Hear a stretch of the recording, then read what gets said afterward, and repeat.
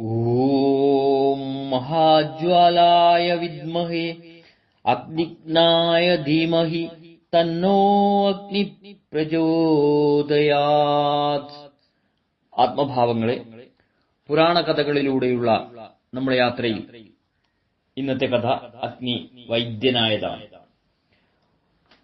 പ്രിയരെ, അതിപുരാതന കാലത്ത് ദത്താത്രേയൻ എന്നൊരു മുനിയുണ്ടായിരുന്നു.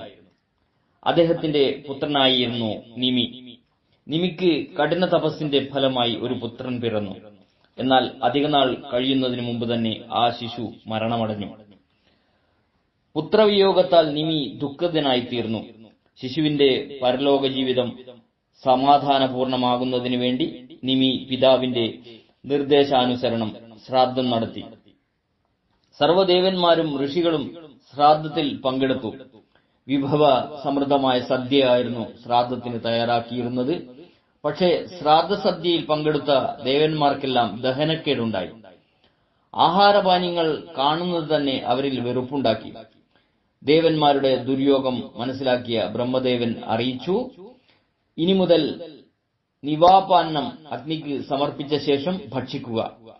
ഇങ്ങനെ ചെയ്യുന്ന പക്ഷം ദഹനക്കേട് ഉണ്ടാകുന്നതല്ല. അന്നു മുതൽ പാചകം ചെയ്യുന്ന ആഹാരത്തിന്റെ ഒരു പങ്ക് അഗ്നിക്ക് നൽകുന്ന പതിവ് ആരംഭിച്ചു. അതോടെ ദേവന്മാരുടെ ദഹനക്കേട് മാറിക്കിട്ടി.